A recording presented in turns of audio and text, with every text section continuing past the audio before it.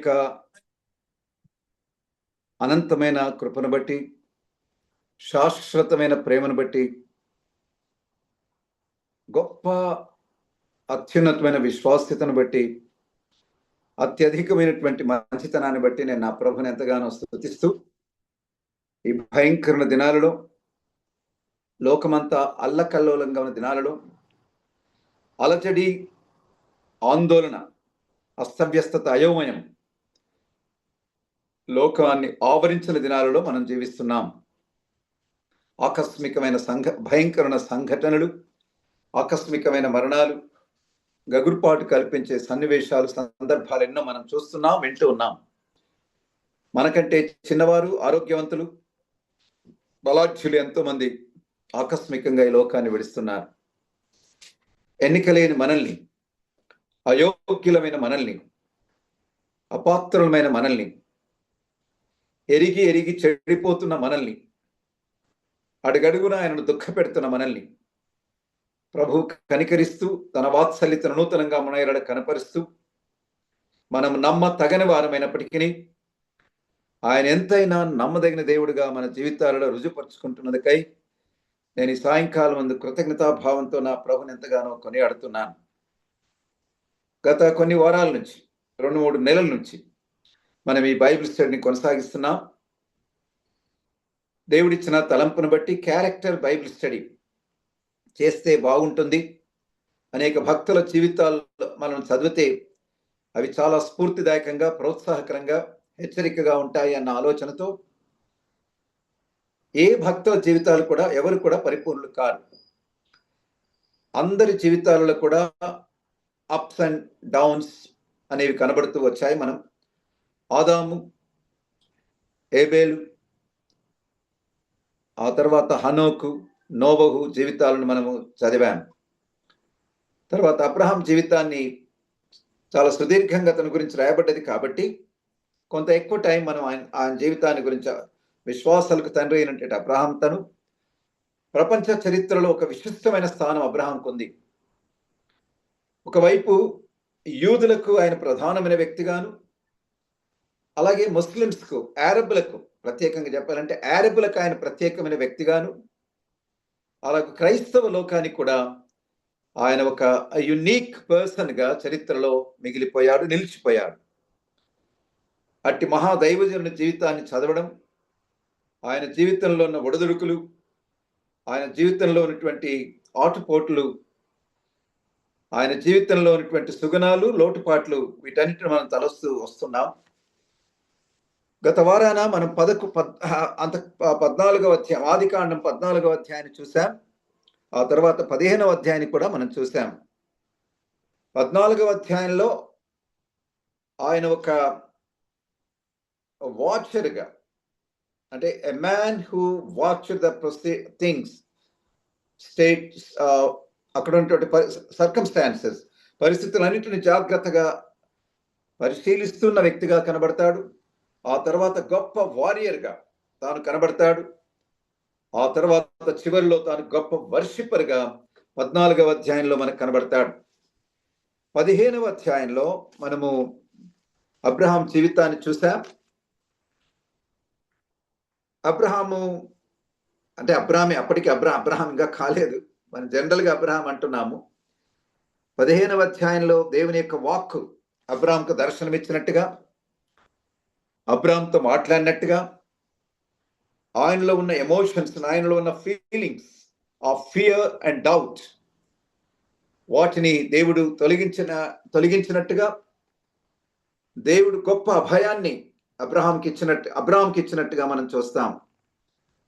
నేను నీకు కేడేనయ్యా, నేను నీకు షీల్డ్గా ఉంటాను, నేను నీకు షీల్డ్గా ఉన్నప్పుడు నిన్నెవరూ తాకలేరు, you will be absolutely safe and secure in my hands అన్నట్టుగా దేవుడు ఆయనతో, నేను నీకు కేడమంటాడు, నీ బహుమానం అత్యధికమవుతుందని గొప్ప గొప్ప ఆశాజనకమైనటువంటి మాటలు దేవుడు అబ్రహాంతో మాట్లాడతాడు.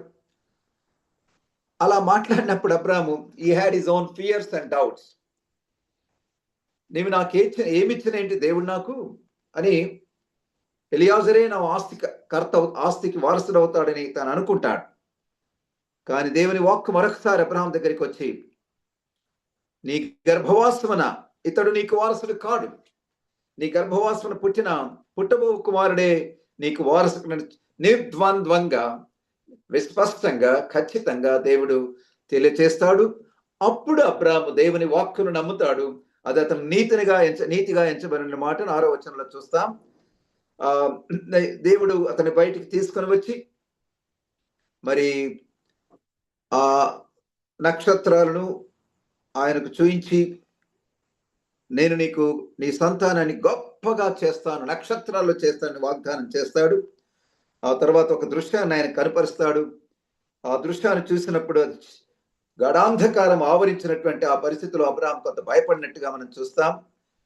అబ్రాహాం సంతానం ఏ విధంగా ఐగుప్తుకు తీసుకొని పోబడుతుంది, ఆ తర్వాత తిరిగి వారికి వెనకకు ఎలా వస్తారు, వచ్చి ఆ కనాను దేశాన్ని ఎలా ఆక్రమించుకుంటారు అని 15వ అధ్యాయం చివరిలో మనం చూస్తాం.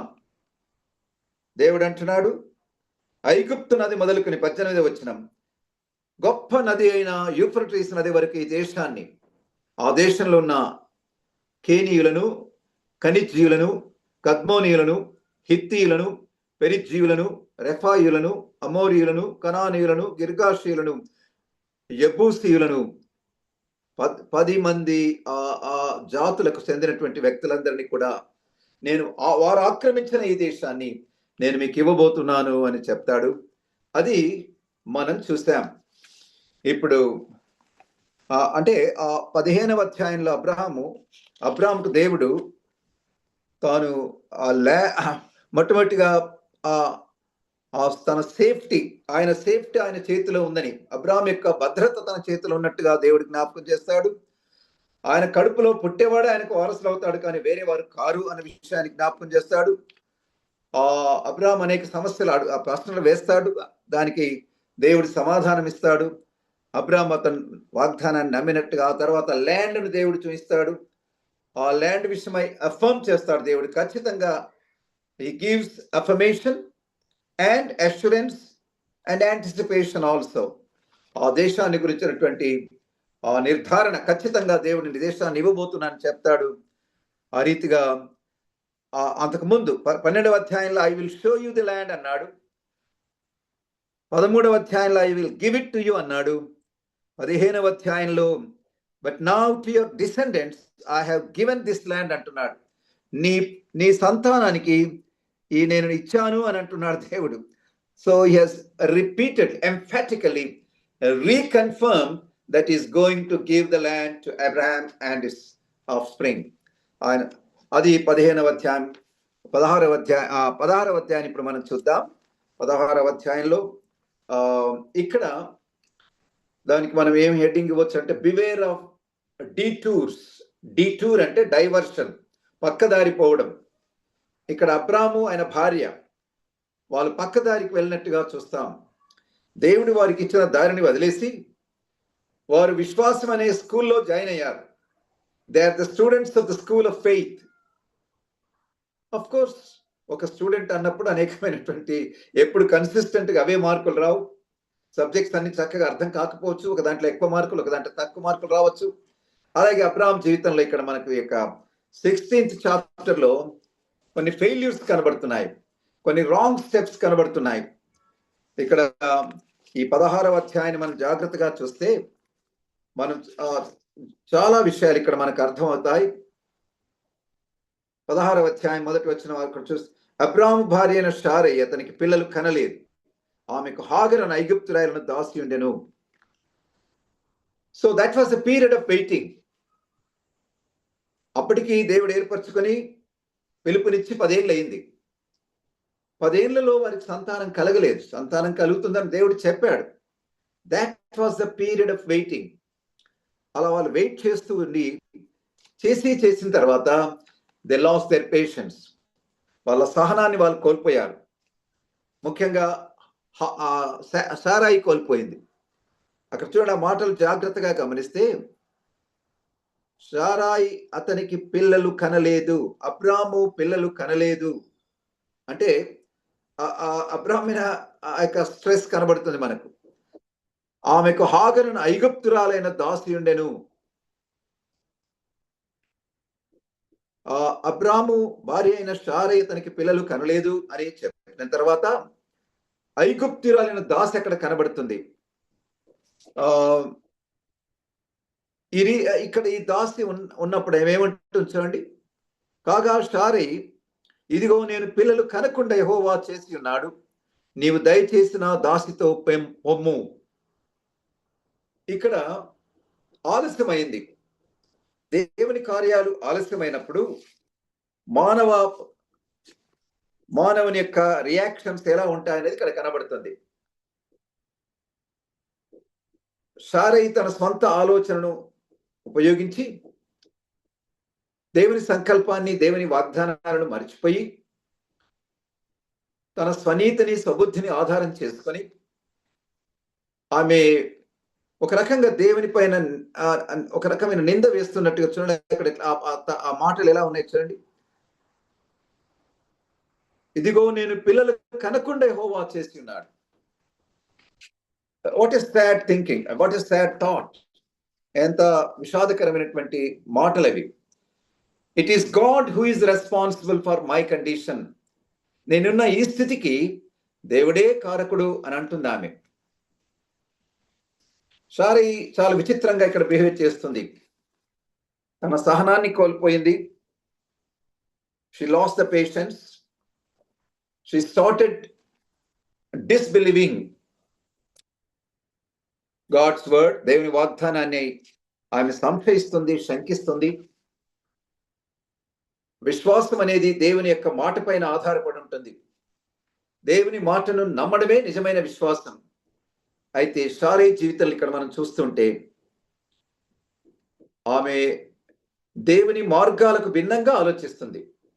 దేవుని సంకల్పానికి భిన్నంగా ఆలోచిస్తుంది. తన స్థితిని బేరీజు వేసుకుంటూ ఈ స్థితికి దేవుడే కారకుడు, దేవుడు నన్ను ఇలా చేశాడు, పిల్లలు లేకుండా ఆయన చేశాడు, ఇస్తానని చెప్పాడు, తాను ఇవ్వలేదు అని ఆమె ఆలోచిస్తుంది. చాలాసార్లు మనం కూడా మనకి ఏదైనా ఇబ్బందులు కలిగినప్పుడు, అనుకున్నది జరగనప్పుడు, అనుకోనిది జరిగినప్పుడు, జరగాల్సింది జరిగిన సమయంలో జరగకపోయినప్పుడు మనం కూడా ఎన్నోసార్లు మనం ఏం చేస్తాము, మన స్వంత ఆలోచన మేరకు మన స్వంత నిర్ణయాలు తీసుకొని దేవుని వాగ్దానాలను, దేవుని వాక్యం చెప్తుంది, దేవుని సంకల్పం ఏంటి అన్న విషయాలను మరిచి ప్రావర్బ్స్ 3:5-6 ఉన్నట్టుగా నీ స్వబుద్ధిని ఆధారము చేసుకొనకుండా నీ పూర్ణ హృదయంతో యెహోవా యందు నమ్మిక ఉంచుము అని అంటాడు. నీ ప్రవర్తన అంతటి ఆయన అధికారమునకు ఒప్పుకొనుము, అప్పుడు ఆయన నీ త్రోవలను సరళము చేయును. ఈ అద్భుతమైన సత్యాన్ని షారై మర్చిపోయింది. దేవుడు స్పష్టంగా వారికి వాగ్దానం చేశాడు. నక్షత్రాలను చూయిస్తూ మాట్లాడాడు. ఎంఫసైజ్ చేసి రిపీటెడ్గా దేవుడు వాగ్దానాన్ని చేసిన మరి షారై ఆ మాటల్ని నమ్మలేకపోయింది ఆమె. సో దేవుని వాగ్దానాలను, దేవుని మాటలను శంకించడం అనేది అది భయంకరమైన పాపం. సాతానుడు వేసిన మొట్టమొదటి వల ఏంటంటే, ఇది నిజమా అని హవ్వతో మాట్లాడాడు. ఇది నిజమా? ప్రియులారా, జాగ్రత్తగా గమనిద్దాం. మనలో అనుమానాన్ని రేకెత్తించడం, మనలో భయాలను పుట్టించడం, దేవుని వాక్యాన్ని శంకించేటట్టుగా చేయడం అనేది సాతానుడి యొక్క లక్షణం. అయితే మనము అనేక సార్లు మన బలహీనతలను బట్టి, పరిస్థితులను బట్టి మన స్వంత తప్పుడు త్రోవలోనికి వెళ్తాం, షార్ట్ కట్లోకి వెళ్తాం, లేదా త్రోవ తప్పిపోతాం. ఇక్కడ షారా ఆ విధంగా ఆలోచిస్తుంది. వాగ్దానాలను నమ్మలేదు, ఒకటి దేవుని పైన నింద వేస్తుంది, దేవుడే ఈ విధంగా నాకు పిల్లలు లేకుండా చేశాడని మాట్లాడుతుంది, యెహోవా చేసి ఉన్నాడు. అదే మరి మనం ఆదాము హవ్వ దగ్గరికి వెళ్తే ఆమె ఎంత మంచి మాట అంటుంది చూడండి. 4వ అధ్యాయం ఆదికాండం 1వ వచనం 2వ భాగం. ఆదాము తన భార్య అయిన హవ్వను కూడినప్పుడు ఆమె గర్భవతి కయీనును కని, యెహోవా దయ వలన నేను ఒక మనుషుని సంపాదించుకున్నాను. యెహోవా దయ వలన, అఫ్ కోర్స్ ఆ కొడుకు పుట్టిన తర్వాత అలా అన్నదాన్ని అనొచ్చు మనం. యెహోవా దయ తన పైన ఉందన్న సంగతిని షారాయి మర్చిపోయి, షారాయి ఇక్కడేమో పాజిటివ్ కనబడుతుంది. అలాగే నయోమి దగ్గరికి వెళ్తే ఆమె కూడా నెగిటివ్ గా మాట్లాడుతుంది. దేవుడు నాకు, యెహోవా నాకు సర్వశక్తుడు నాకు విరోధి ఆయన అంటుంది ఆమె. రూతు గ్రంథంలో మొదటి అధ్యాయంలో మనం చూస్తే, రూతు గ్రంథం మొదటి అధ్యాయంలో 13వ వచనం చివరి భాగం, నా కుమార్తెలారా అది కూడదు, యెహోవా నాకు విరోధి ఆయను. అలాగే 20వ వచనం, ఆమె సర్వశక్తుడు నాకు చాలా దుఃఖము కలుగ చేసెను అంటుంది. So she was pinning blame on the almighty God.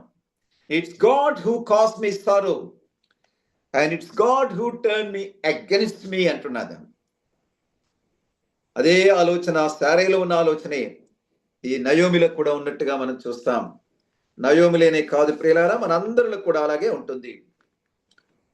కొంత ఆలస్యమైనప్పుడు, కొంత చిన్న సమస్యలు వచ్చినప్పుడు, గాడ్ హెస్ ఫర్గాటన్ us, దేవుడు నన్ను మర్చిపోయాడు, దేవుడు నాకు దూరమయ్యాడు అన్నట్లు మనం ఫీల్ అవుతాం. ఈ రాత్రి దేవుని బిడ్డలంగా ఇక్కడ ఆవేశానికి లోనై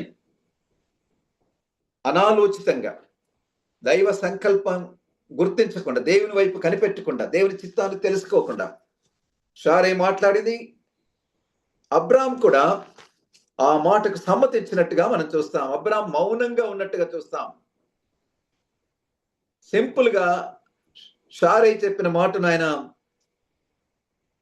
తల వంచి విధేయత చూపినట్టుగా మనం చూస్తాం. ఒక్క ఎదురు మాట మాట్లాడినట్టుగా, దేవుడు మనకు వాగ్దానం చేశాడు కదమ్మా, దేవుడు వాగ్దానం చేసి నమ్మదగిన దేవుడు కదా, ఆయన అన్యాయస్తుడు కాదు కదా అని చెప్పాల్సిన అబ్రాము ఏ విధంగా ప్రభువా సరే ఏ విధంగా ఆదాము హవ్వ ఇచ్చినటువంటి పండును తిని సవినయంగా భార్య పట్ల విధేయతను కనపరిచాడు, ఇక్కడ అబ్రాహం కూడా ఆయన he complied totally with the request of, or with the suggestion. It's not request even, it's a kind of proposal. ఆమె దాన్ని ప్రపోజ్ చేసింది. ఇదిగో నేను పిల్లలు కనుకుంటే యెహోవా చేసి నీవు దయచేసి నా దాసితో ఒప్పము. ఆమె ఇస్తున్న సలహా, సూచన, you can call it a proposal or a suggestion. ఆమె చూడండి ఎలాంటి, అయితే అక్కడ రాయబడ్డ మాట ఇంకా ఏమంటుందా, ఒకవేళ ఆమె వల్ల నాకు సంతానము కలగవచ్చును. ఒకవేళ, she is guessing against God's promise. God had given assurance. చాలా స్పష్టంగా దేవుడు అష్యూరెన్స్ ఇచ్చాడు. ఎలియాజరు కాదయ్యా నీ యొక్క వారసుడు, నీ సంతానం అంటే ఎవరి సంతానం ఎలా వస్తుంది? భార్య ద్వారా వస్తుంది. నీ భార్య ఎవరు? సారాయి ద్వారా పుట్టే కుమారుడే వాగ్దాన పుత్రుడు అని చెప్పినప్పటికీ ఆమె సహనాన్ని కోల్పోయి, స్వనీతిని ఆధారంగా చేసుకొని, స్వబుద్ధిని ఆధారంగా చేసుకొని, దైవ సంకల్పాన్ని మరిచిపోయి తప్పుడు సలహా ఇచ్చినట్టుగా, రాంగ్ వేలో భర్తనుగా నడిపించినట్టుగా ఇక్కడ మనం చూస్తాం. చాలాసార్లు మన జీవితాల్లో కూడా అది చక్కగా ఉన్నట్టే ఉంటుంది, సలహా చాలా బాగున్నట్టుగానే ఉంటుంది, కానీ అది తప్పుడు సలహాగా మనకు కనబడుతుంది. అయితే మనం అది గుర్తించకుండా గుడ్డిగా వెంటనే నా భార్యనే చెప్పింది కదా, నిజమే కదా, అంతకుముందే దేవుని కనులారా ఆ నక్షత్రాలను చూసిన మరి అబ్రాహం చెప్పాల్సింది, కానీ ఒక్క మాట కూడా ఎదురు మాట్లాడకుండా ప్యాసివ్గా తాను గుడ్డిగా భార్య మాట విన్నట్టుగా మనం చూస్తాం. నీవు దయచేసి నా దాసితో పొమ్ము. సో ఇక్కడ ఒక సబ్స్టిట్యూట్ ద్వారా సంతానాన్ని కలిగించుకోవాలనుకుంటున్నారు.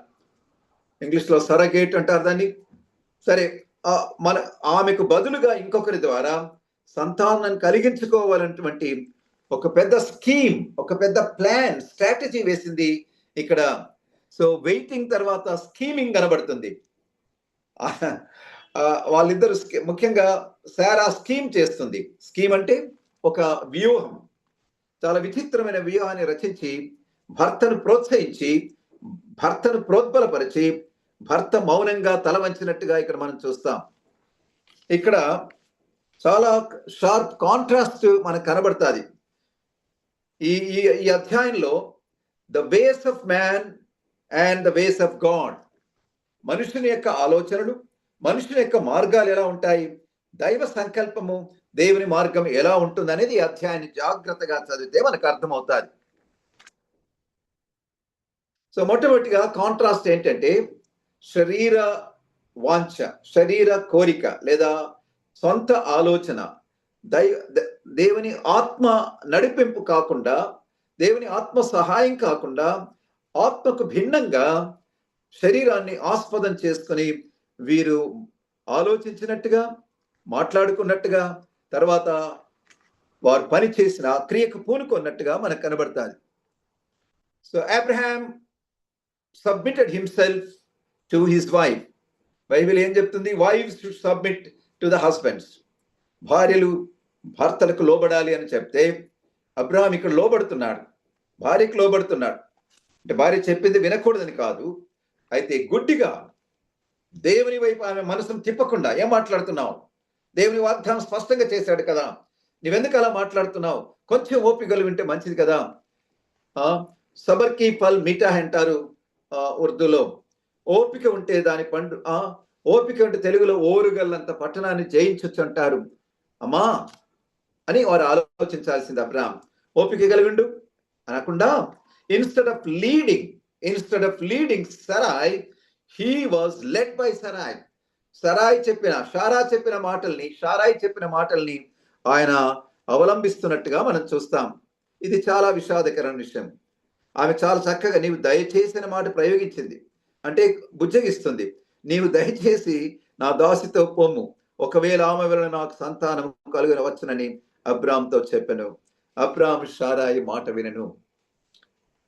ఈ 2-3 వచనాలలో చాలా సంగతులు ఉన్నాయి ఇక్కడ మనకు. మానవుని యొక్క ఆలోచన, మానవుని యొక్క విచారణ, మానవుని యొక్క ఏర్పాట్లు, మానవుని యొక్క ప్రణాళికలు, మానవుని యొక్క పన్నాగాలు ఎవరికి? దేవునికి వ్యతిరేకంగా, దేవుని చిత్తానికి భిన్నంగా. సో దేవుని చిత్తం ఏంటో ఉత్తమము, అనుకూలము, అది పరిపూర్ణమైందని రోమాపత్రిక 12వ అధ్యాయంలో చూస్తాం. దైవ సంకల్పం అనేది మనకు మేలు చేస్తుంది.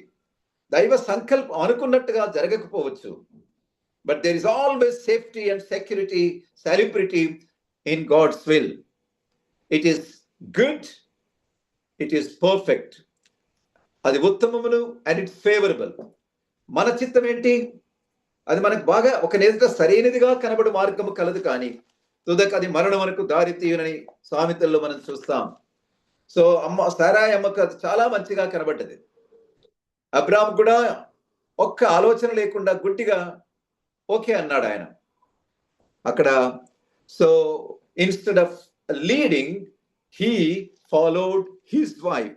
తర్వాత క్రిందికి చూస్తే అబ్రాహాము షారాయి మాట వినను అని అంటాం అక్కడ. కాబట్టి అబ్రాహాము కనాను దేశంలో 10 ఏళ్ళు కాపురం ఉన్న తర్వాత అబ్రాహాం భార్య అయిన షారయి తన దాసి అయిన హాగరును ఐగుప్తురాలను తీసుకొని తన పెనిమిటైన అబ్రాహామునకు భార్యగా ఉండునట్లు అతనికి ఇచ్చెను. అసలు మనం ఇంతకు ముందే చూసాం, ఐగుప్తుకు వెళ్ళడమే వారు చేసిన పాపం, తప్పది. అలాగా ఆ తర్వాత హాగరును తెచ్చుకోవడం మరొక పాపం. సో ఆ హాగరును భార్యగా ఇవ్వడము, ఈయన తీసుకోవడము, అది వారు చేసిన మరొక రాంగ్ స్టెప్. తన పెనిమిటైన తీసుకుని అబ్రాహామునకు భార్యగా ఉండినట్లు అతనికి ఇచ్చను.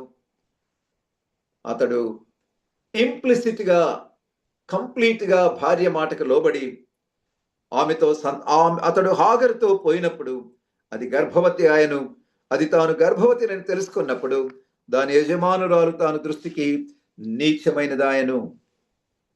ఇక్కడ జాగ్రత్తగా గమనిస్తే ఒక్కొక్కరిలో ఉన్నట్టు లోటుపాట్లు, శారాయి చేసిన పొరపాట్లు, అబ్రాహాం చేసిన పొరపాట్లు, హాగరు చేసిన పొరపాట్లు, ఇవన్నీ కూడా మనకు జాగ్రత్తగా అబ్జర్వ్ చేస్తే కనబడతాయి. సో స్కీమింగ్, ఒక దుష్ట ప్రణాళిక వేసుకున్నారు. ఆ తర్వాత అమ్మాయికి సంతానం కలిగింది.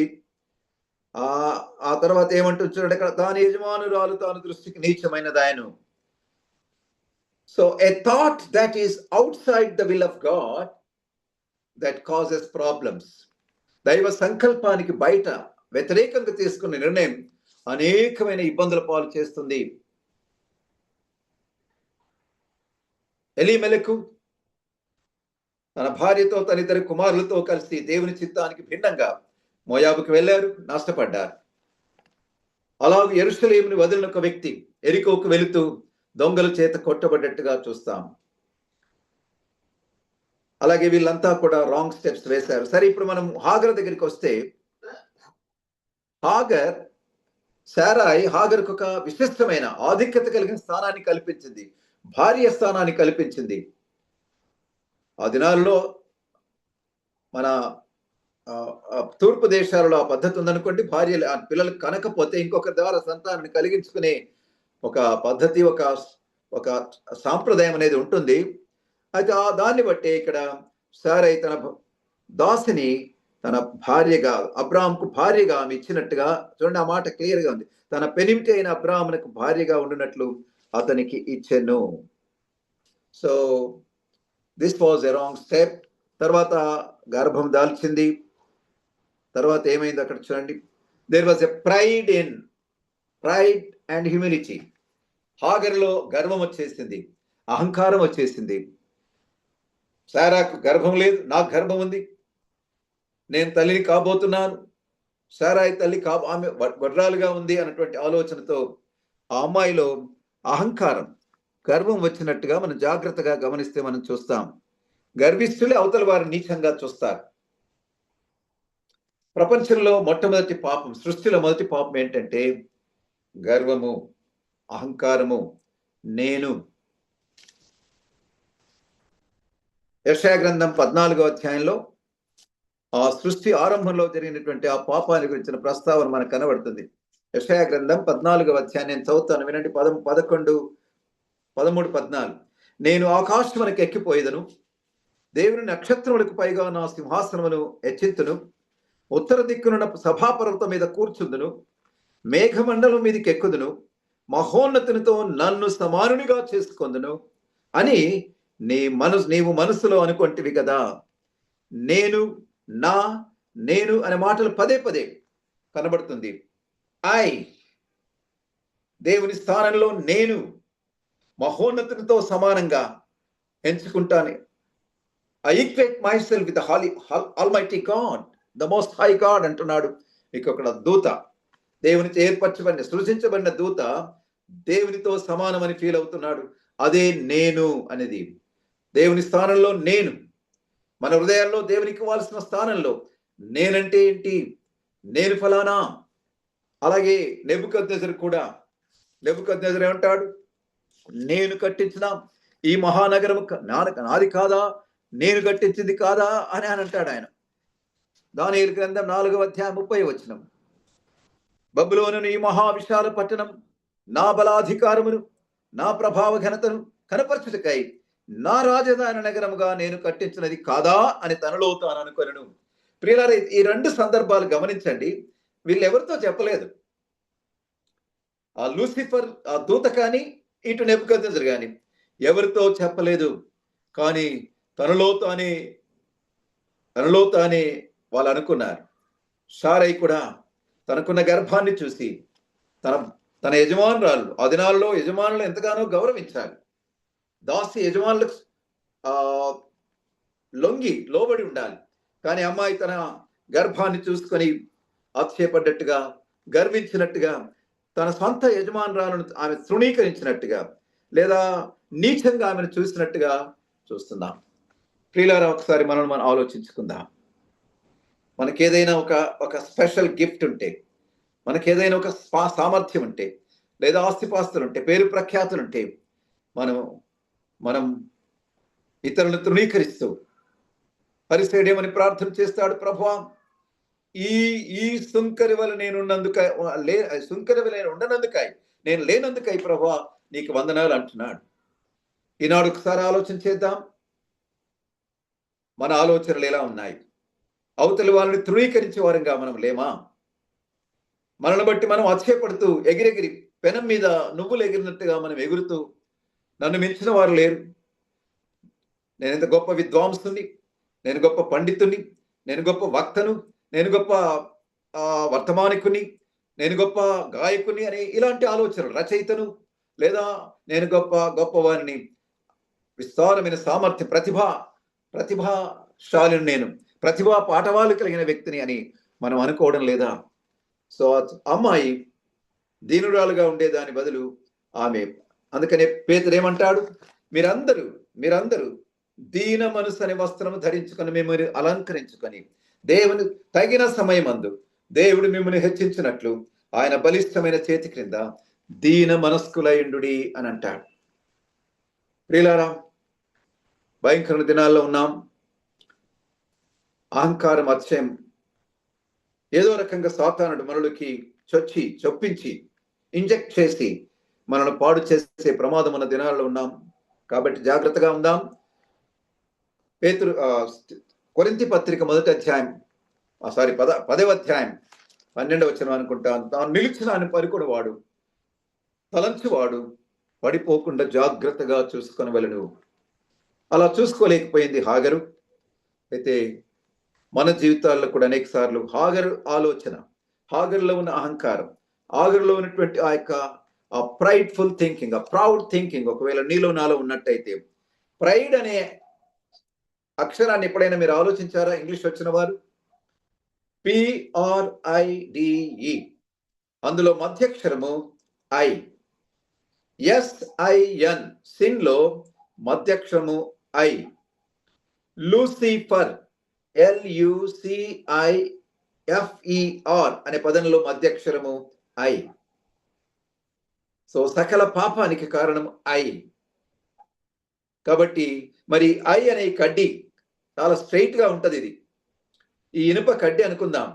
ఈ కడ్డీ ఐ అనే అహంకారాన్ని, గర్వాన్ని పట్టుకరా తీసుకొని మనం ప్రభు హస్తానికి అప్పగించుకుంటే, పరిశుద్ధాత్మ దేవుడు మనల్ని వంచితే, ఆ రెండు కొనలను కలిపి వంచితే ఏమవుతుందో చూడండి ఒకసారి. ఐ అనేది ఓగా మారుతుంది. ఐ అంటే I'm the hero, I'm the heroine అని అనుకుంటాం. అలా కాకుండా హీరో ఆఫ్ ద హీరోస్, ఈ సృష్టికర్త అయిన దేవాతి దేవుడు నరుడుగా అవతరించి శిష్యుల పాదాలను కడిగి తాను మన కొరకై తాను అప్పగించుకున్నాడు. ఆయన దీనుడుగా మారాడు. దేవునితో సమానముగా ఉంటే విడిచిపెట్టుకోవడం భాగ్యమని ఎంచుకొనక, దేవుని స్వరూపము కలిగిన వాడై మనుషుల పోలికగా పుట్టి దాసుని స్వరూపమును ధరించుకొని తాను రిక్తులుగా చేసుకొనను, శిలువ మరణము పొందనంతగా తాను తగ్గించుకొని తగ్గించుకొనను అనే మాట. ప్రియులారా, that is the humility of the lord Jesus. మనం ఎలా ఉన్నాం ఒకసారి ఆలోచిద్దాం. హాగరు వలె కాకుండా దీనంగా ఉందాం. అప్పుడు షారై, నా ఉసురు నీకు తగులును, నేనే నా దాసుని నీ కవిగిటికి ఇచ్చిన తర్వాత తాను గర్భవతి నేను తెలుసుకున్నప్పుడు నేను దాని దృష్టికి నీచమైన దానినైతిని, నాకును నీకును యెహోవా న్యాయము తీర్చును గాక అని అబ్రాహాముతో అంటుంది. She was finding fault with Abraham. సలహాలు ఆలోచించింది ఆమె, ప్రపోజల్ చేసింది ఆమె, ఒక రకంగా బలవంతం చేసింది ఆమె, బుజ్జగించింది ఆమె. ఇప్పుడు అంటుంది, చూడయా, మరి ఈ అమ్మాయిని ఇలా చేస్తే ఎలా మారిందో చూడండి, దాని దృష్టికి నేను నీచమైన దాన్ని, నాకును నీకును యెహోవా న్యాయము తీర్చునుగా. కానీ ఇప్పుడు యెహోవా జ్ఞాపకం వచ్చింది ఆమెకు. యెహోవా ప్రభువా, నాకు పిల్లలు లేనప్పుడు వాగ్దానం చేసావు మాకు మీరు అని యెహోవా వైపు ఇప్పుడు చూస్తుంది. అవమానం కలిగినప్పుడు, దెబ్బ తగిలినప్పుడు, చిన్న చూపు చూడబడ్డప్పుడు దేవుని జ్ఞాపకం చేసుకుంటుంది. ప్రియులారా, మన జీవితాల్లో కూడా ఆపదలు కలిగినప్పుడు, కాళ్ళు ఎరిగినప్పుడు, పండ్లు ఊడినప్పుడు, కళ్ళు కనబడినప్పుడు చాలాసార్లు దేవుని జ్ఞాపకం చేసుకునే వారంగా ఉన్నామేమో ఒకసారి ఆలోచిద్దాం. యెహోవా న్యాయం తీర్చునుగాక. యెహోవా న్యాయవంతుడైన సంగతి, యెహోవా యొక్క వాగ్దానాలను, యెహోవా యొక్క సంకల్పాలని మాట తప్పని దేవుడు అనే మాట బైబిల్లో చాలా సందర్భంలో ఉంది. యెహోవా మాట తప్పని వాడు, ఆయన వాగ్దానం చేసి దానిని నెరవేర్చువాడు అనే మాటలు బైబిల్లో చూస్తాం. కాబట్టి ఈ మాటలను మన జీవితాల్లో కూడా అనేక సార్లు మనం మర్చిపోతాం.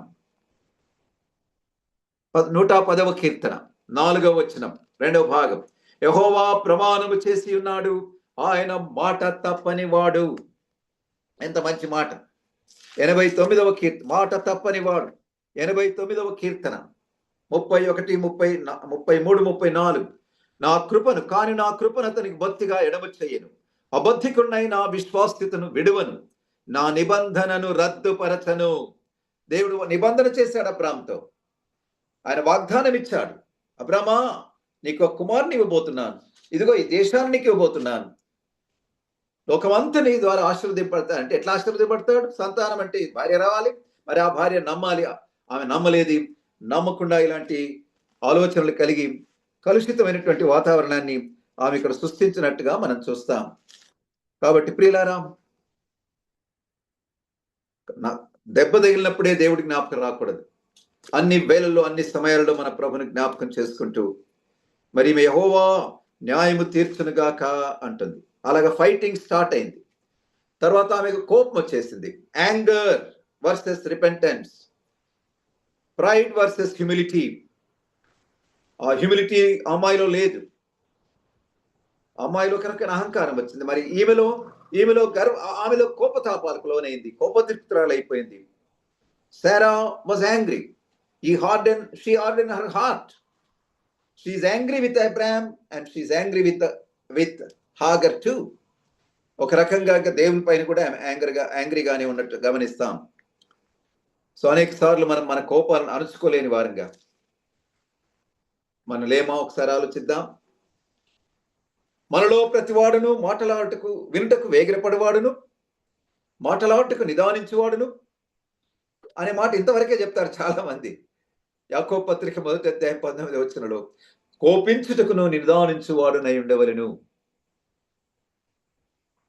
సో దేవుని పిల్లలంగా, దేవుని చే పిలబడిన వారిగా, విశ్వాసపు యొక్క పాఠశాలలో అనేకమైన పాఠాలు నేర్చుకున్నటువంటి సారాయి కోపాన్ని అణుచుకోలేకపోయింది, కోపోద్రిక్తురాలైపోయింది. పర్హాప్స్ అబ్రాహాం పైన, హాగర్ పైన, ఒక రకంగా నేను అనుకుంటా దేవుని పైన కూడా ఆమె కోపగించుకుంటుందని నేను అనుకుంటున్నాను. ఆమెలో కూడా ఎంత మాత్రం హ్యూమిలిటీ లేదు, ఆమెలో దీనత్వం లేదు, దేవుని అధికారానికి తను తాను అప్పగించుకునే ఆలోచన ఆమెకు లేదు. సారా యొక్క ఆలోచన it was godless and terrible. ఆమెకు వచ్చిన ఆలోచనే దేవుని పక్కకు పెట్టొచ్చింది. ఆ ఆలోచనను కొనసాగిస్తూ మళ్ళీ దేవుని పైన నింద మోపుతుంది. సో తన కోపాన్ని అణుచుకోలేక భర్తను, హాగరును, దేవుని పైన కోపాన్ని రుద్దినట్టుగా ఇక్కడ మనం చూస్తాం, కోపాన్ని ప్రదర్శించినట్టుగా మనం చూస్తాం. She was godless and terrible. అయితే ఇక్కడ మనం జాగ్రత్తగా చూస్తే, కిందికి మనం చూస్తే, అక్కడ నా పట్ల ఎవరు కూడా సింపతి చూపడలేదు. అంటే దేవుడు కానీ ఎంపతి కానీ సింపతి కానీ లేదు, అపతి ఉన్నట్టుగా. అపతి అంటే lack of interest or lack of concern. అబ్రాహాము ఇంటర్వెన్షన్ ఏం చేసుకోవడం లేదు, చెప్పే వరకు తాను ఏమి చేయడం లేదు, ఆయన పట్టింపనట్టుగా ఉన్నాడు అన్నటువంటి ఆలోచనతో అపతి కనపరుస్తున్నాడు, lack of sympathy, lack of empathy కనపరుస్తున్నాడు. నా పట్ల ఆయన అసలు అమ్మాయి ఎట్లా ప్రవర్తిస్తుంటే ఒక మాట నన్ను గద్దించడం లేదు అన్నటువంటి ఆలోచన. So there is no sympathy or empathy, కానీ బదులుగా అపతి అంటే lack of interest, lack of concern, lack of sympathy. So తానేం ఇంటర్వెన్షన్ లేదు, తాను నిజంగా జోక్యం కలిగించుకోవాలని ఆశిస్తుంది. అలాగా ఈ రకంగా మనం ముందుకు వెళ్తే ఇప్పుడు మనం చూస్తాం దేవుని యొక్క మార్గాలు ఏంటో చూస్తాం. ఇప్పుడు మనం అబ్రహాం యొక్క ఇంతవరకు మనం మనుషుల ఆలోచనలు, మనుషుల యొక్క ప్రణాళికలు, మనుషుల యొక్క విధానాలు, మనుషుల యొక్క పద్ధతులు ఎలా ఉంటాయి, దేవుని సంకల్పాన్ని, దేవుని వాగ్దానాన్ని, దేవుని మాటలను, వాక్యాన్ని మర్చిపోయి సొంత ఆలోచనలు, సొంత నిర్ణయాలు ఎలా ఉంటాయి అన్న విషయాలు మనం చూసాము. కిందికి చూస్తే ఇప్పుడు మనము దేవుని యొక్క మార్గాలు ఎలా ఉంటాయి, ద వేస్ ఆఫ్ గాడ్. చూడండి అక్కడ అని అబ్రాహాముతో అనగా, అబ్రాహాం ఏమన్నాడు? ఇదిగో నీ దాసి నీ చేతిలో ఉన్నది, నీ మనసు వచ్చినట్లు దాన్ని చేయమని సారైతో చెప్పెను. సారై దాన్ని శ్రమ పెట్టినందుకు ఆమె యొద్ద నుండి పారిపోయింది. చూడండి అబ్రాహాం ఎలాంటి సలహా ఇస్తున్నాడు. నిజంగా తన సంతానము గర్భవతిగా తన ద్వారా మార్చబడినటువంటి హాగరు పట్ల ఎలాంటి కనికరం లేకుండా, ఆమె అంటే అసలు ఆమెనే బుద్ధిహీనంగా సలహా ఇచ్చింది. ఈమె ద్వారా మరి ఆమెకు సంతానం కలిగినప్పుడు ఆ పిల్ల కొంత గర్వంగా ప్రవర్తించింది. కానీ మరి మెచ్యూర్గా పెద్దవారుగా ఉన్నటువంటి వీళ్ళిద్దరు కూడా రాంగ్ స్టెప్స్ వేస్తున్నారు. ఏమంటున్నారు అక్కడ? సారై దాన్ని శ్రమ పెట్టినందున ఆమె యొద్ద నుండి పారిపోగా. అబ్రాహాం అంటున్నా నీ ఇష్టం వచ్చినట్టు చేయి అంటుంది. అట్లా చెప్పాల్సింది కాదు. That was not the wise statement. Abraham ఇద్దరిని కూడా సముదాయించి, ఇద్దరిని శాంతిపరిచి మాట్లాడాల్సిన వ్యక్తి అలా మాట్లాడలేకపోతున్నాడు. అంటే షారై కోపాన్ని తట్టుకోలేకపోయాడు, షారైని సముదాయించలేకపోయాడు, షారైని క్వైట్ చేయలేకపోతున్నాడు. తాను షారై యొక్క ఆ శ్రమ, అక్కడ చూడండి, అక్కడ షారై దాని శ్రమ పెట్టినందున సరే ఆ పైన ఇదిగో నీ దాసురాలు నీ చేతులుందమ్మా, you can do anything you like. How foolish it is. నీవే కాదమ్మా అన్నది, నీవే కదా సంతానాన్ని కలిగించుకోమన్నావు, మరి దేవుడు సంతానాన్ని ఇవ్వబోతున్నాడు ఆమె ద్వారా, నీకెందుకు కొంచెం ఓపిక. ఆ పిల్ల ఏదో చిన్నది, కొంత అహంకారంగా గర్వంగా ప్రవర్తించుంటుంది, మనకు కొంత ఓపిక అవసరం కదా, సహనం అవసరం కదా అని చెప్పాల్సిన అబ్రాము అలా చెప్పలేకపోయాడు. అప్పుడు షారై ఆ అమ్మాయిని శ్రమ పెట్టింది, ఆ అమ్మాయిని ట్రబుల్ చేస్తుంది, ఆ అమ్మాయిని హింసిస్తూ వచ్చింది, అమ్మాయికి ఆటంకాలు కలుగచేస్తూ వచ్చింది, అమ్మాయిని రకరకాలుగా బాధిస్తూ వచ్చింది. ఒక పెద్ద మనిషిగా చిన్నవారి పట్ల ఉండాల్సిన వైఖరిది కాదు.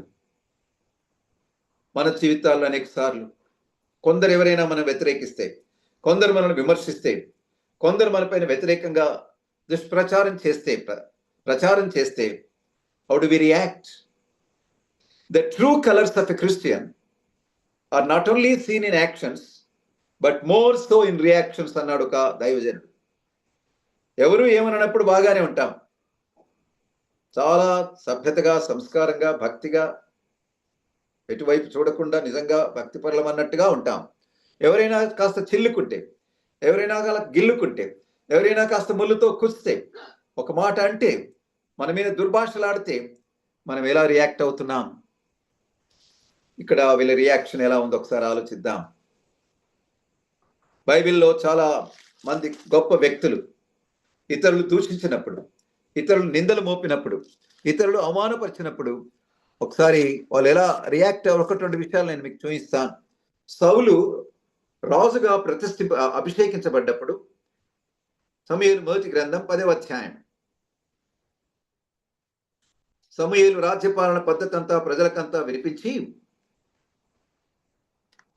తర్వాత విడిపించిన తర్వాత సౌలును గిబియోనులో 10వ అధ్యాయం 26వ వచనం, సౌలును గిబియోనులోని తన ఇంటికి వెళ్ళిపోయాడు. దేవుని చేత హృదయ ప్రేరేపణ నొందిన శూరులు అతని వెంట వెళ్ళిరి.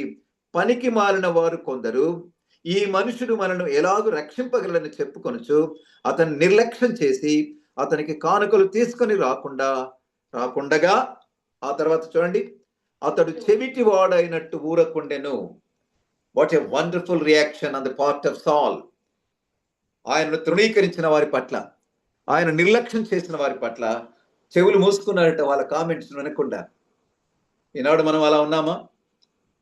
ఎవరైనా మన పైన దుష్ప్రచారం చేస్తుంటే, ఎవరైనా దొమ్ము జల్లుతుంటే, ఎవరైనా రాళ్ళు విసురుతుంటే, ఎవరైనా బురద జల్లుతుంటే, హౌ డు వి రియాక్ట్? షిమ్మి అనేవాడు ఛీ ఛీ హంతకుడా, ఛీ దుర్మార్గుడా అని దావీదు మాట్లాడుతుంటే, సెరియా కుమారుడు అన్నాడు, ఒక్క దెబ్బతో చంపేస్తాను రాజా అంటే, సెరియా కుమారులారా నాతో మీకేమి, నా కడుపులో పుట్టిన కుమారుడే నా పైన తిరుగుబాటు చేయగా దేవుడు వాని ద్వారా నాతో మాట్లాడుతున్నాడేమో, నీకెందుకదని దావీదు ఎంతో గొప్ప సహనాన్ని, he showed a great tolerance and endurance. అలాంటిది చూపించాల్సిన షారై, అబ్రామ్ ఆ అమ్మాయి పట్ల వారు చాలా ఒక రకంగా, నేనంటాను ఒక రకమైనటువంటి ఇన్హ్యూమన్ వేలో వారు ప్రవర్తించినట్టుగా ఇక్కడ మనం చూస్తాం. కాబట్టి ప్రియులారా, మనం ఎలా ఉన్నాం? నా నిమిత్తమై జనులు మిమ్మల్ని నిందించి హింసించి మీ మీద అబద్ధముగా చెడ్డ మాటల్లో పలుకున్నప్పుడల్లా మీరు ధన్యులు అని అంటాడు. వాటిని మనం సహించాలి. దేవుడు ఏది అనుమతించినా దాన్ని స్వాగతించాలి, మ్యాగ్నానిమస్ హార్ట్తో తీసుకోవాలి. కానీ మనము ఇతరులను శ్రమ పెట్టే వారంగా ఉండకూడదు, ఇతరులను కష్టపెట్టే వారంగా మనం ఉండకూడదు. ఆలోచిద్దాం.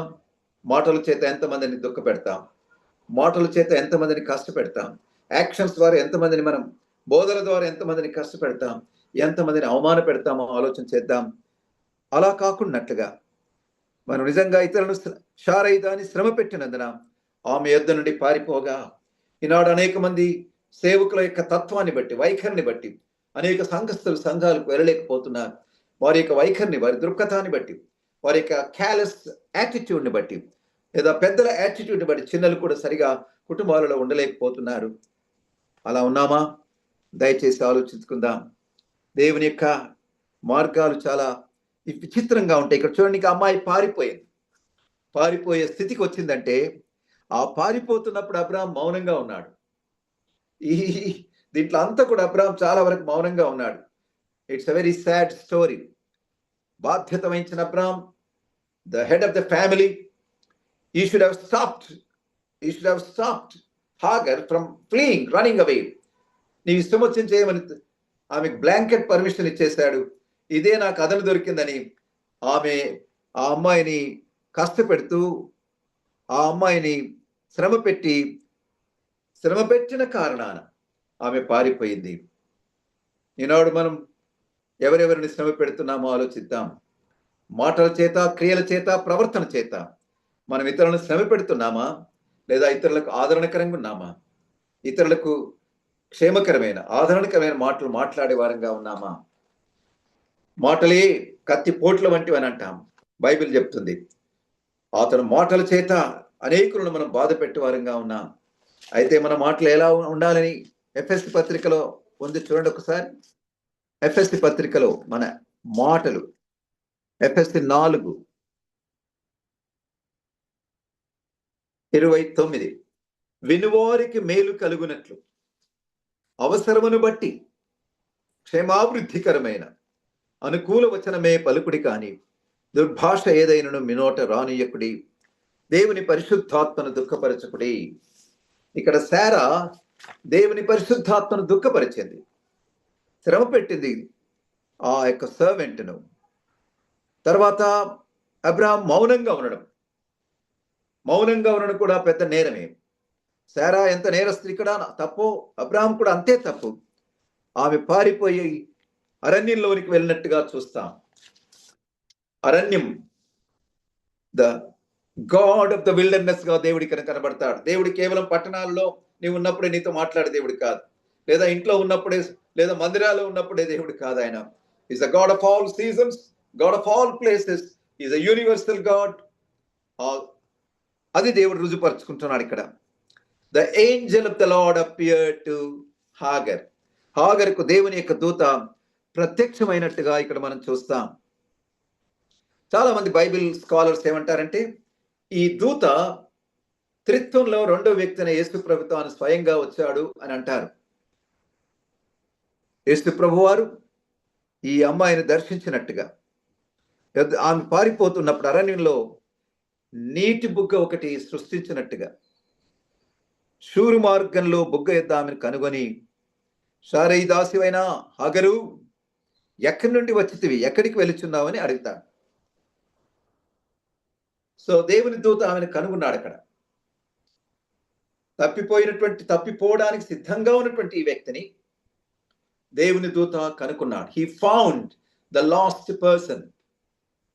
అలాగే అనేకులు తప్పిపోతుండగా మనం అనేకులను కనుగొనే వారంగా ఉండాలి, కానీ తప్పిపోవడానికి కారకంగా మనం ఉండకూడదు. ఈ అమ్మాయి తన యజమానురాలు అంత కోపడ్డప్పటికీ తన బాధ్యత ఏంటంటే, he should have submitted to the authority of the mistress. యజమానురాలికి లోబడి అక్కడే ఉండాల్సింది. కానీ ఆమె చేసిన పొరపాటు ఏంటి? పారిపోయింది. చాలాసార్లు మనం కూడా ఎవరైనా కోపగించుకుంటే పారిపోతుంటాం, అలుగుతాం, మాటలు మానేస్తాం, సహవాసాలు మానేస్తాం, దూరమైతాం, ఎదురైతే పలకరించం. సో అమ్మాయి should have submitted to her mistress and to her master. అటు అబ్రహాం మాటకు లోబడాలి, కానీ ఆమె అలా కాకుండా పారిపోయింది. సరే, ఒక రకంగా మనం చెప్పాలంటే మరి వేరే మార్గం లేదా ఆమెకు, అలా తప్పించుకునే మార్గం లేక ఆమె పారిపోయింది. పారిపోయిన ఆమెను దేవుడు మరవలేదు. అరణ్యంలోని వ్యక్తిని దేవుడు దర్శించాడు. నీవు అరణ్యంలో ఉన్నా, నీవు పట్టణంలో ఉన్నా, నీవు ఒంటరిగా ఉన్నా, నలుగురిలో ఉన్నా, దేవుడు నిన్ను నన్ను మరిచే దేవుడు కాదు, విడిచే దేవుడు కాదు. 94వ కీర్తన 94వ కీర్తనలో ఒక మంచి మాట ఉంటుంది చూడండి. 94వ కీర్తన 14వ వచనం. ఎవరైనా తీస్తే చదవండి. Can anybody read out please? యెహోవా తన ప్రజలను ఎడబాయువాడు కాడు, తన స్వాస్థ్యమును విడనాడు వాడు కాడు. అబ్రాహామును బట్టి హాగరు ఐగుప్తుకు చెందినది అయినప్పటికీ అబ్రాహాము ఇంట్లోకి వచ్చింది కాబట్టి, అబ్రాహామును ఆశ్రయించింది కాబట్టి, అబ్రాహాముతో ఉంది కాబట్టి దేవుడు. కానీ ఆమె నిజంగా తాను ఏర్పరచుకున్న జనాంగం కాకపోయినప్పటికీ దేవుడు తన రక్షణ ప్రణాళికలో దేవుడు అందరిని ప్రేమించేవాడుగా, అందరూ రక్షించాలని కోరువాడుగా ఇక్కడ మనకు కనబడుతున్నాడు. సో తాను పారిపోతుందని దేవుడు ఆమెను విడిచిపెట్టారని అనుకోలేదు. దేవుడు ఆమెను దర్శించాడు. సాయంకాలం ఉంది నీవు నేను కూడా చిన్న విషయాల్లో అలిగి దేవునికి దూరం అయిపోయి ఉంటే నీవు దేవుని విడవచ్చు, కానీ దేవుడు ఎన్నడూ విడవడు. దేవుడు మనల్ని ఎన్నడూ విడవడు. ఈ మాట జ్ఞాపకం ఉంచుకోండి. Doctrinal point. దేవుడు మనల్ని విడవడు. దేవుడు మనలో ఉన్నాడు. ఇదిగో యుగ సమాప్తి పర్యంతము సదాకాలము నేను మీతో కూడా ఉందును కాదు. చాలా మంది బోధకులు మనం పాపం చేస్తే దేవుడు మనల్ని విడుస్తారు అని చెప్తారు. బైబిల్ అలా చెప్పదు. దేవుడు మనల్ని విడవడు. దేవుడు మనల్ని ఎడబాయడు. దేవుడు మనల్ని మరవడు. తల్లి అయినా తన బిడ్డను మర్చినేమో 49వ అధ్యాయం యెషయా గ్రంథంలో చూస్తాం. God is so faithful, God is so trustworthy. So అలాంటి దేవుడు బ్యారన్ ల్యాండ్ లోకి వెళుతున్నటువంటి అమ్మాయిని, ఆ ఎండిపోయినటువంటి అరణ్యంలోకి వెళ్ళిన అమ్మాయిని దేవుడు బ్లెస్ చేయడానికి వచ్చినట్టుగా ఇక్కడ మనం చూస్తాం. సో ఇన్స్టెడ్ ఆఫ్ బ్యారన్, ఆ బ్యారన్ బ్లెస్డ్, ఆ రెండింటి పైన ఉండే కాంట్రాస్ట్ మనము అర్థం చేసుకోవచ్చు. సో దేవుడు ఆమె దగ్గరికి వచ్చి అడుగుతున్నాడు, నీవెవరమ్మా, ఎక్కడికి వెళ్తున్నావు అంటే ఆమె యథార్థంగా చెప్తుంది, నా యజమానురాలైన శారీరను నేను పారిపోవచ్చున్నానయ్యా. మీకు మాటలు విన్నప్పుడు ఒక జ్ఞాపకం రావాలి బైబిల్లో. ఎంతమందికి మీకు జ్ఞాపకం వస్తుందో, యోనా గ్రంథం. యోనా కూడా అదే మాట చెప్తాడు. యోనా, ఎవరయ్యా బాబు నువ్వు, ఓ సోమరిపోతూ, ఓ నిద్రపోతూ నువ్వేం చేస్తున్నావు అన్నప్పుడు యోనా ఆయన ఏమంటాడో చూడండి. నీవెవరు? యోనా అక్కడ తాను పారిపోతున్నట్టుగా మనం చూస్తాం. ఆ యెహోవా సన్నిధిలో నుండి యోనా పారిపోయినట్టుగా మనం చూస్తాం. అడుగుతారు వాళ్ళు, ఎవరు నీవు అని అంటే ఏమంటాడు చూడండి అక్కడ. నేను 9వ వచనంలో, నేను హెబ్రీయుడను, సముద్రమునకును భూమికి సృష్టికర్త ఆకాశమందుండు దేవుడైన యెహోవా యందు నేను భయభక్తులు కలవాడనై ఉన్నాను అని అంటూ తాను యెహోవా సన్నిధిలో నుండి పారిపోవచ్చున్నట్టు అతడు ఆ మనుషులకు తెలియచేసి ఉండెను. యథార్థంగా చెప్తున్నాడు. చాలా నిర్మోహమాటంగా తాను పరిచయం. ఎవరయ్యా నీవంటే, అయ్యా I am the servant of the God of the heaven అంటున్నాడు. ఆకాశమందున దేవుడైన యెహోవా సేవకుని నేను. మరి ఏం చేస్తున్నావు అంటే పారిపోతున్నాను. ఆ అమ్మాయి కూడా చాలా యథార్థంగా చెప్పింది. ఎవరు నీవు? నేను ఫలానా. ఎక్కడికి వెళ్తున్నావు?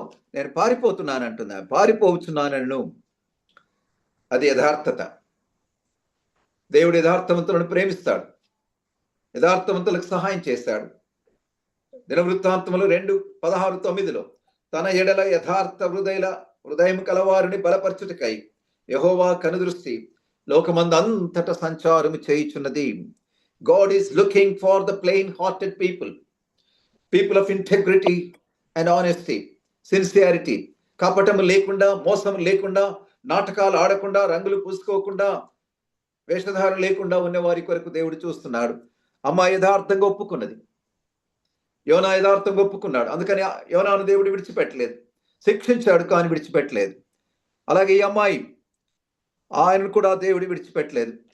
ప్రియ సహోదరుడా, సహోదరి, నీవు అరణ్యములో ఉన్నా, నీవు ఎడారిలో ఉన్నా, నీవు లోయలో ఉన్నా, నీవు కొండలపైన ఉన్నా, ఎక్కడున్నా కూడా దేవుడు నీతో ఉన్న దేవుడు, నీకు సహాయం చేయాలని ఇష్టపడే దేవుడు మన దేవుడు. ఎంత అద్భుతమైన మాట. అప్పుడు ఏమంటుంది చూడు, మరి యెహోవా దూత నీ యజమానురాలి యొద్దకు తిరిగి వెళ్ళి ఆమె చేతి క్రింద అణిగి ఉండుమని దానితో చెప్పెను. Go back, don't flea, don't run away, go back to your mistress and submit కావలసిన ఈ వ్యక్తి షీ వాస్ ఫ్లీ, తన యజమానురాలకు లోబడాల్సిన వ్యక్తి ఈ అమ్మాయి పారిపోతుంది. కాబట్టి దేవుని దూత స్పష్టంగా చెప్తున్నాడు, గో బ్యాక్, వెళ్ళమ్మా, వెనక్కెళ్ళు, యజమానురాలి యొద్దకు తిరిగి వెళ్ళు, ఆమె చేతి క్రింద అణిగుండుమని దానితో చెప్పెను. ఎంత మంచి మాట. God directs us in the right way. మనం తప్పుడు అడుగులు వేసినప్పుడు దేవుడు మనల్ని ప్రేమతో హెచ్చరిస్తాడు, కొన్నిసార్లు గద్దిస్తాడు, శిక్షిస్తాడు, కానీ మనల్ని విడవడు. మన సరైన మార్గంలో దోవ తప్పినప్పుడు ఇదిగో this is the way my son, ఇదిగో ఇదే మార్గము, దీని ఎందుకు మీరు నడువుడి అని దేవుడు మనకు తెలియచేస్తాడు. ఇదే త్రోవ, దీని ఎందు నడువుడి అని చెవులకు శబ్దం వినబండని యెషయా గ్రంథంలో చూస్తాం. God directs and leads and guides us in the right way when we are away from his ways. ఆయన మార్గాన్ని విడిచి ప్రక్కకు వెళ్ళినప్పుడు దేవుడు తిరిగి కనికరించి ప్రేమించి చేయి చాపి లాగి లోతును ఆ భయంకరమైన అగ్ని జ్వాలలోకి తాను పడకుండా, అగ్నికి గురి కాకుండా బలవంతంగా చేతులు పట్టుకొని వారిని లాగినట్టుగా మనం చూస్తాం. అలాగూ నువ్వు నేను ఒకవేళ దేవుని విడిచి పారిపోతున్నావా, దేవునికి దూరంగా ఉన్నావా, దేవుని మర్చావా, దేవుని పైన సనుగుతున్నావా, అలుగుతున్నావా? ప్రియ సహోదరి సహోదరుడా, ఎఫ్రాయిము అన్ని జనులతో కలిసిపోయాను, ఎఫ్రాయిము ఎవడును త్రిప్పివేయిన అప్పమంటి వాడాను, తన తల మీద నెరిసిన వెంట్రుకలు కనబడుచునను ఎఫ్రాయిముకి అది తెలియకపోయాను అని మాటలు కనబడతాయి. ఆయన దేవుడు అంటాడు, నేను ఎఫ్రాయిమును వదలను, నా కుమారుడైన ఎఫ్రాయిము నేను వదలను అంటాడు హోషేయ గ్రంథంలో. మనం దేవునికి దూరం అయితే బలహీనమైపోతాం, దేవుని విడిస్తే నిర్వీర్యమైపోతాం, దేవుని విడిస్తే నిర్జీవ స్థితిలోకి వస్తాం, నిస్సారమైన బ్రతికిలోకి వస్తాం. జీవించుచున్నామనే పేరు మాత్రమే, కానీ నీవు మృతుడవే అన్న స్థితిలోనికి మనం వస్తాం.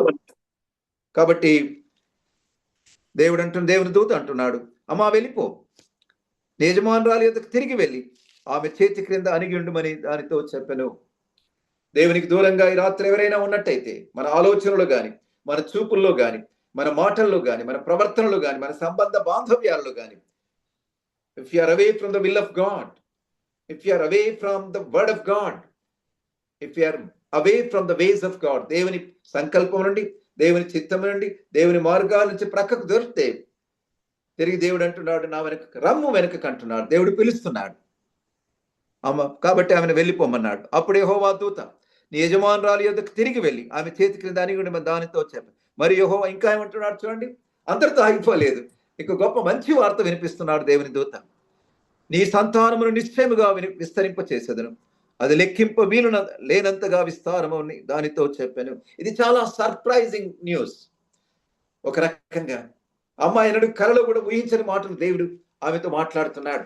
ఆమె ఇశ్రాయేలు జనాంగం కాదు, అంటే అబ్రాహాము సంతానం కాదు ఆమె, అంటే ఆమె ఐగుప్తురాలు, ఐగుప్తు కల్చర్లో పెరిగింది. దేవుడని యెహోవా మాటలు ఎప్పుడు వినలేదు. మొదటిసారిగా ఇక్కడ దేవుని దూత ఆమెకు ప్రత్యక్షమై మాట్లాడుతున్నాడు. I'm going to bless you, నీ సంతానాన్ని నిశ్చయముగా. మాట చూడండి, వీళ్ళకి ఏ మాట చెప్పాడు అబ్రాహాం, షారాయికి ఏ మాట చెప్పాడు, అదే మాట ఇక్కడ కూడా చెప్తున్నాడు, నిశ్చయముగా విస్తరింప చేసేదను. It was a great assurance that God has given to her. Emphatically said, చాలా విస్పష్టంగా నొక్కి వక్కానించి దేవుడు చెప్తున్నాడు, అది లెక్కింప వీలు లేనంతగా విస్తారమగును దానితో చెప్పెను. అమ్మా, your genealogy, your offspring will be so much uncountable గా నేను మార్చేస్తాను, లెక్కింప అని అంటున్నాడు. మరి యెహోవా దూత, ఇదిగో యెహోవా నీ మొర వినెను, నీవు గర్భవతి ఉన్నావు, నీవు కుమారుని కని అతనికి ఇష్మాయేలు అని పేరు పెట్టుదు అని చెప్తాడు. ఎంత మంచి మాట చెప్తున్నాడు చూడండి అక్కడ. ఇదిగో అమ్మాయి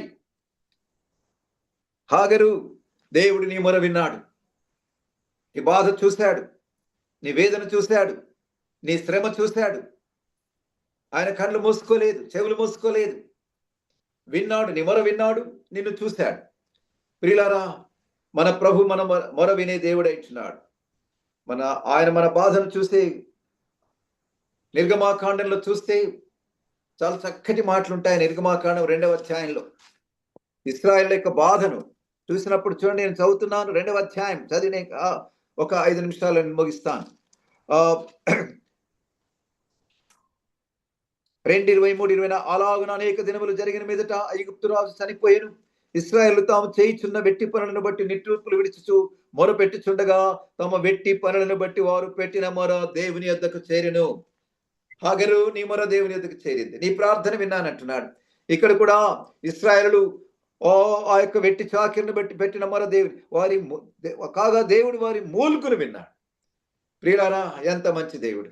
మన మూలుగును వినే దేవుడు మనకున్నాడు.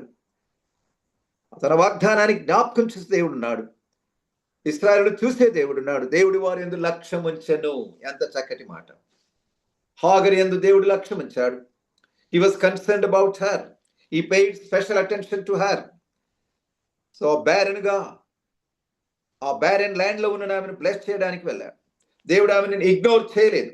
Instead of ignoring her, she paid attention to her. He saw her. ఆ తర్వాత దేవుని కృపకు ఆమెను పాత్రురాలుగా చేసినట్టుగా ఇక్కడ మనం చూస్తాం. ఈ సాయంకాలం ముందు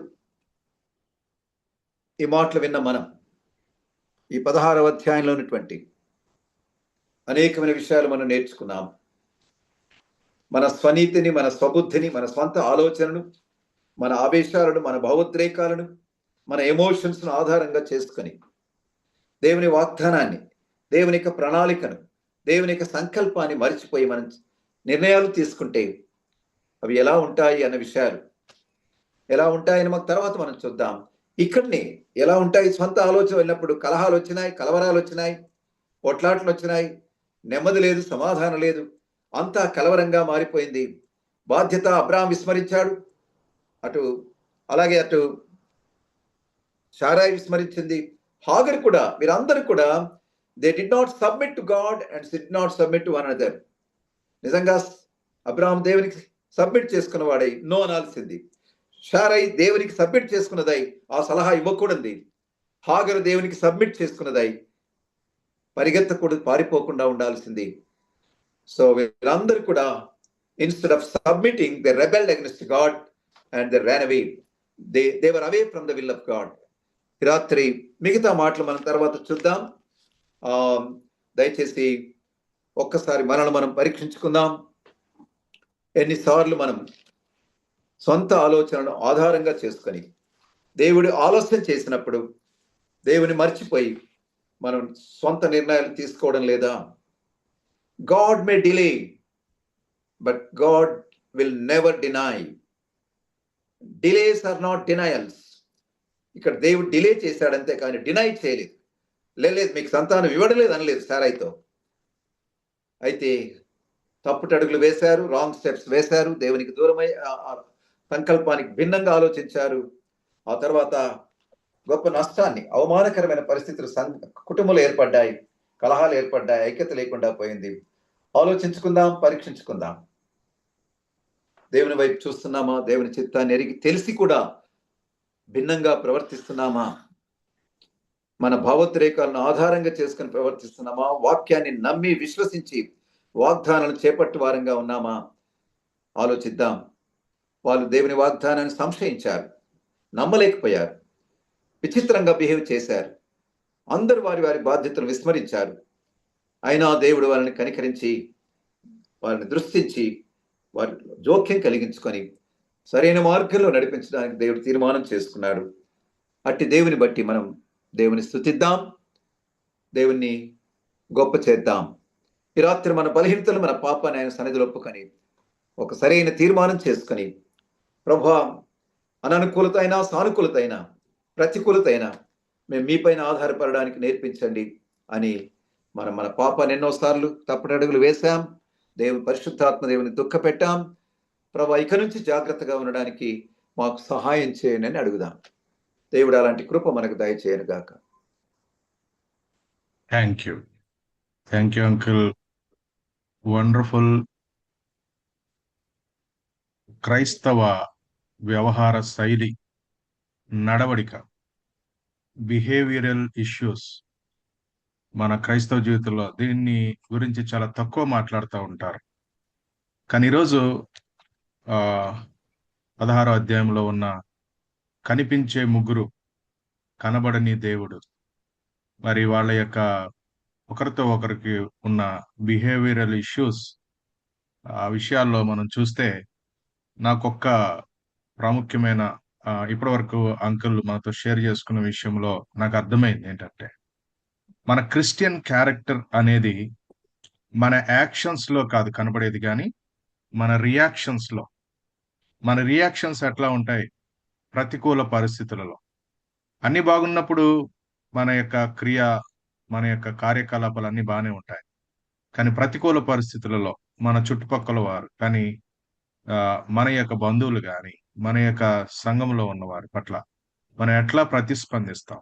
సో మన క్రియలు కాదు, మన ప్రతిక్రియలు, మన స్పందన కాదు, మన ప్రతిస్పందన అనే విషయాన్ని మనం ఒకసారి ఆలోచిస్తే, ఆ వీటిలో మనము కొంచెం జాగ్రత్తగా మనం దేవుని మీద ఆధారపడడం అనేది నేర్చుకుంటే, మన హృదయంలో ఉన్నది ఆటోమేటిక్ గా ప్రతిస్పందనగా బయటకు వస్తుంది. కాబట్టి అవి దేవునికి అప్పగించుకుంటే చాలా విషయాల్లో మనము మన యొక్క సంబంధాలను, మన సహవాసాన్ని చక్కగా కొనసాగించుకోగలుగుతాం.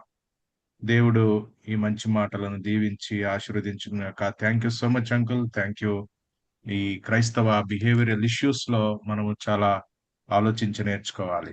మనం చివరిగా ప్రార్థన చేసుకుందాం, మళ్ళీ మనము ఆలోచించుకుందాం. దేవుడు మనతో మాట్లాడిన మాటలు వ్యర్థంగా విడిచిపెట్టొద్దు. ఇదొక మరొక ప్రసంగం అనుకోవద్దు. దయచేసి ఏదైనా ఒక్క మార్పు అయినా మన జీవితంలో కలిగి మన ప్రతిస్పందనను, రియాక్షన్స్ ని దేవా నీవు నీ ఆధీనం ఉంచుకో అని అప్పగించుకొని ఒక సానుకూలమైన ప్రతిస్పందన మనం కలిగి ఉండడానికి దేవుడే మనకు సహాయం చేయాలి. మనం ప్రార్థన చేసుకుందాం. ఆ మన మధ్యలో ఎవరైనా ఒక ప్రేరేపణ కలిగిన సహోదరుడు ఎవరైనా ఉంటే, ఒక సహోదరులు ఎవరైనా, ఒక బ్రదర్ దయచేసి వాక్యం విషయంలో ప్రార్థించండి. చివరిగా అంకుల్ బెనడిక్షన్ ఇస్తారు, ముగించుకుందాం. ఎవరైనా పర్లేదు, ప్రేరేపింపబడిన వాళ్ళు.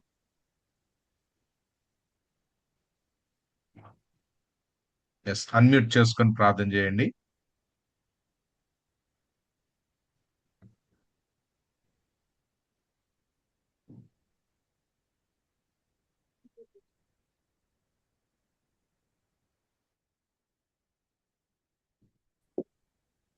ఓకే. మా నమ్మదగిన తండ్రి, నీకు వందనాలు. మా యొక్క ప్రాణ ఆత్మ దేహములకు ఆధారము నీవే. మా ఆలోచనలు, మా తలంపులను నీవు ఎరిగిన దేవుడవు. మా హృదయములను పరిశీలించి పరిశోధించే దేవుడవు.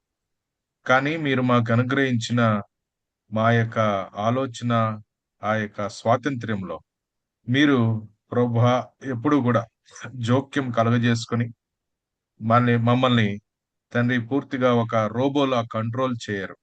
అయితే మేము కూడా ప్రభువా ఆ రీతిగా కంట్రోల్ చేయబడట్లేదని, మా ఇష్టానుసారముగా మేము జీవించడానికి కాదు, కానీ నీవు మా సృష్టికర్తవు, మా దేవుడవు. నీవు ఏ సంకల్పము, ఏ చిత్తమైతే మా జీవితాల్లో మీరు కలిగి ఉన్నారో వాటిని మేము నెరవేర్చడానికి నాయన మా జీవితాల్లో సెల్ఫ్ కంట్రోల్ కలిగి మరి బహు జాగ్రత్తగా నీ మీద పూర్తిగా ఆధారపడుతూ మా స్వబుద్ధిని ఆధారం చేసుకొనక దాన్ని మా ప్రవర్తన అంతటి యందు నీ అధికారమునకు ఒప్పుకుంటే అప్పుడు నీవు మా మార్గములను సరళం చేస్తావని చెప్పినావు తండ్రి. 16వ అధ్యాయంలో మరి డీటోర్, మరి ఒక పక్క త్రోవ, షార్ట్ కట్ మెథడ్ ప్రభా మరి సారమ్మ మరి అబ్రహాముకు చెప్పినప్పుడు అబ్రహాము ఆపాల్సింది, కానీ మాకు తెలియదు. వాటి నుంచి మేము నేర్చుకోవాలని ఈరోజు వాళ్ళ జీవితాల్లో జరిగిన విషయాలను యథావిధిగా రాసిపెట్టావు. అందుని బట్టి నీకు స్తోత్రాలు చెల్లిస్తున్నాం తండ్రి. సారమ్మ తీసుకున్న నిర్ణయం అది ఇంప్లిమెంట్ అయిన తర్వాత దానికి ఒక అడ్వర్స్ ఎఫెక్ట్ వచ్చిందని ఆమె ప్రభా మరి తన ప్రతిస్పందన తన భర్త పట్ల మరి బహు కఠినంగా ఉసురు తగులును అనే మాట మాట్లాడింది ప్రభా. మరి ఇది చాలా సార్లు మా జీవితాల్లో కూడా మేము చూస్తాం. అన్ని బాగుంటే దానికి కారణము మరి నేనే, కానీ ఏది బాగోపోతే ఇతరులు అన్నట్టుగా మేమందరం కూడా మా యొక్క సంఘాలలో, కుటుంబాలలో, వ్యక్తిగతంగా సమాజంలో కూడా ఈ బిహేవియరల్ ఇష్యూస్ వల్ల మేమంత నష్టాన్ని తెచ్చుకుంటున్నాం. కనికరించండి, యథార్థంగా జీవించడం మాకు నేర్పించండి, ఉన్నది ఉన్నట్టుగా ఒప్పుకోవడం మాకు సాయం చేయండి. అలగడము, పారిపోవడము, సహవాసం నుంచి దూరంగా ఉండడము, ఒకరి ముఖాలు ఒకరు చూసుకోకుండా ఉండడం, ఇవన్నీ కూడా తండ్రి ఇది నీ ఏర్పాటులోవి కావు.